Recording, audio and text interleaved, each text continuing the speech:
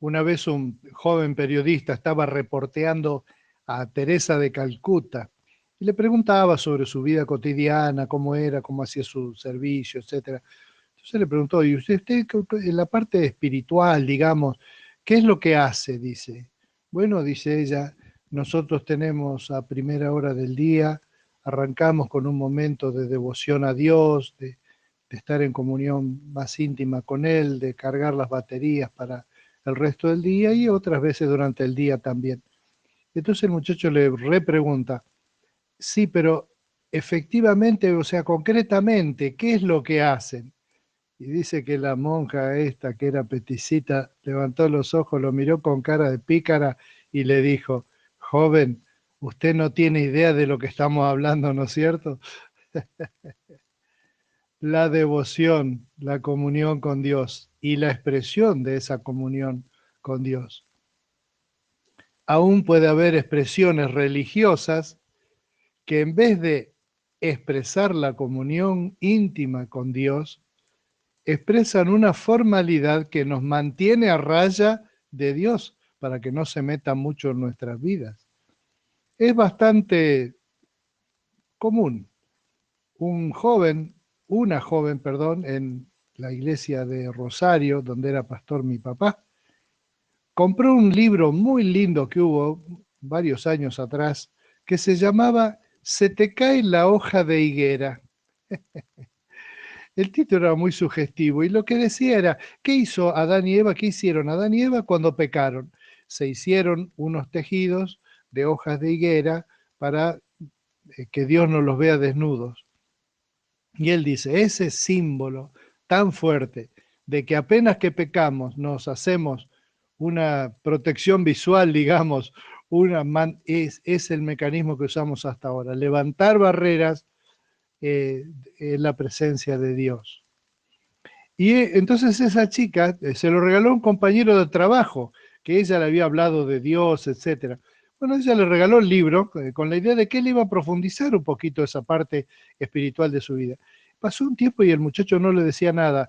Y hasta el final un día le preguntó, le dijo, che, ¿qué te pareció el libro que te regalé y todo? Y el muchacho le dijo, mira, la verdad ni lo abrí.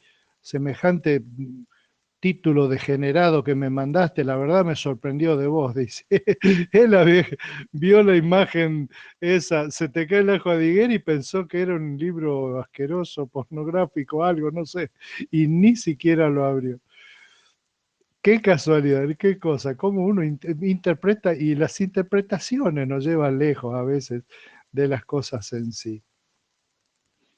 Hay muchas formas, digamos, la fe en Dios, la comunión con Dios, debe ser, si no todo lo demás, digamos, si uno no tiene comunión con Dios, ¿para qué sirve que vaya siempre a la iglesia?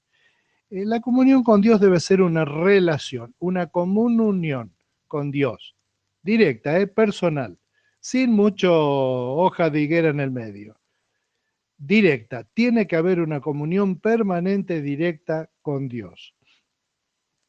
Después, la forma como uno lo expresa es lo que llamamos religión, es decir, un conjunto de ritos, de costumbres, de días, de horarios, de etos, donde nosotros creemos que tales cosas son importantes, cuáles otras cosas no lo son, etcétera, y que esa forma de expresarlo puede aún negar la forma de nuestro amor a Dios. Les recuerdo que hay personas en este momento, y toda la historia ha habido, hay gente que mata a otra persona por el amor a Dios. Después de todo, no es lo que pasó con Jesús. ¿Por qué lo mataron? Para preservar el nombre de Dios. Sí, Dios mandó al Hijo y se lo mataron para preservar su nombre. Qué loco, ¿no? Bueno, hasta ahora es así. La religión, es decir, el conjunto de prácticas, etcétera, que uno usa para hacer crecer y aún difundir su fe en Dios, que es una comunión que uno tiene directamente con Él, puede favorecer la fe, puede profundizar la relación con Dios o puede mantenerla a raya. Un día vamos a hablar un poquito más de esas cosas que hacemos para mantenernos a raya los unos de los otros.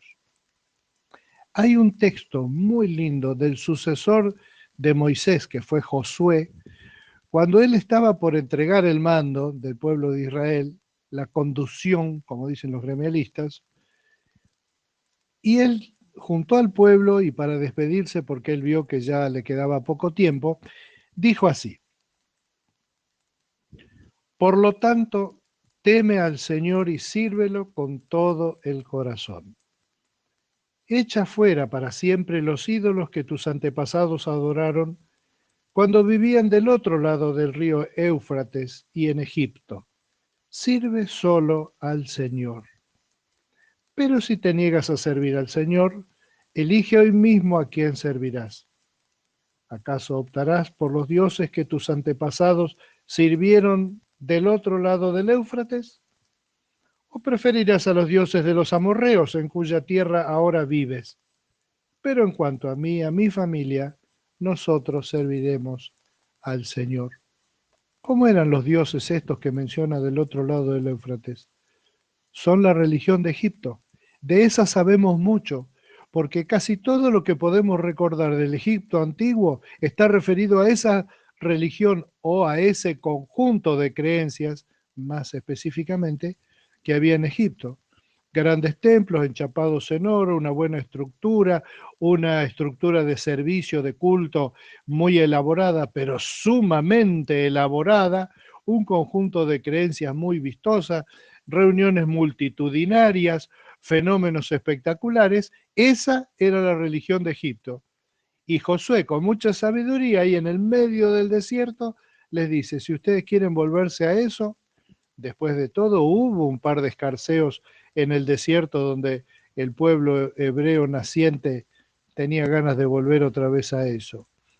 ¿Se acuerdan del el buey, el becerro de oro?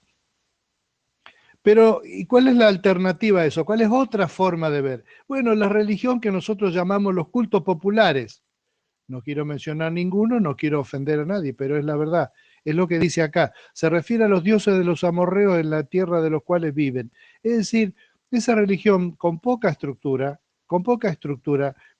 creencia, con poco compromiso, pero que se basa en algunas supersticiones, algunas ideas mágicas sobre todo, como usar algún color de símbolo o usar algún lugar de símbolo y recurrir a él, siempre sin pensar en una comunión personal con Dios, sino en una práctica, en una práctica. El énfasis está puesto en la práctica, sin duda.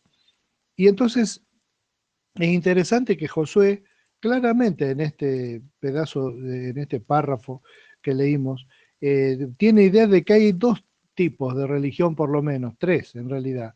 Una que es todo un ceremonialismo y gigantesco y que esto y que lo otro, espectacular. Ese es el fenómeno, por ejemplo, de las mega iglesias contemporáneas.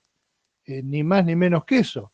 Hay una pobre persona ahí, qué sé yo, y le gusta de repente poder entrar en un estadio lleno de gente y sentir que es parte de eso de ahí, de eso de ese día. Es un fenómeno que siempre va a haber. Y está el otro, el que tiene, no, en mi casa nosotros somos devotos de tal cosa y cuenta, y entonces tiene una devoción así poco practicada, digamos, liviana, pero que consiste en un par de ideas mágicas y ese tipo de cosas. Cierro la meditación de esta mañana con esta pregunta. Dicen que, o sea, la conclusión para mí de esto es lo siguiente, es decir, si vos tenés una comunión con Dios, ¿cómo la vas a expresar? Y la tenés que expresar en una forma que sea honesta, que sea recta y que sea estimulante para la devoción que vos tenés en privado, en particular con Dios, de tu relación con Dios. Dice que la diferencia entre las opiniones y las convicciones es que las opiniones son pensamientos que nosotros defendemos y sostenemos, pero las convicciones son las que nos sostienen a nosotros. Espero que tu vida esté sostenida por firmes y veraces convicciones. ¿No te parece que es un buen tip para pensar hoy en cuarentena extendida? Que Dios te bendiga. Si te parecen de provecho estos tips, ayúdame de esta forma. Ponele me gusta, manito arriba, hacer también clic en suscribirte y escribí en la parte de comentarios el comentario que desees hacer. Al hacer estas cosas, YouTube posiciona mejor estos videos para que más gente los pueda ver. ¿Me ayudarías en esta? Gracias.